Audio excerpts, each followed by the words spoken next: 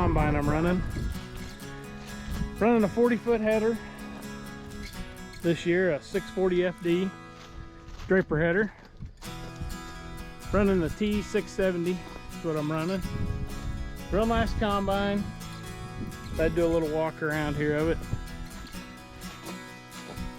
We got 2,700 acres of wheat is what we got to do. I think we've got about 1,000 done.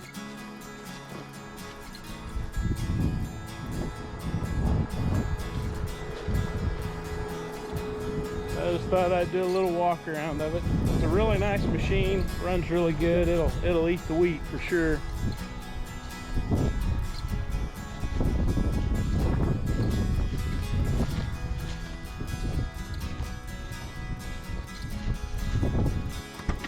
Here's a look inside. We got a really nice cab on them.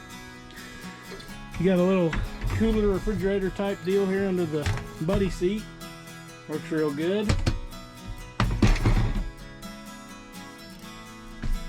Got John Deere coming out to put a part on. We got an auto steer issue. But here's kind of all the controls and everything. Nice screen.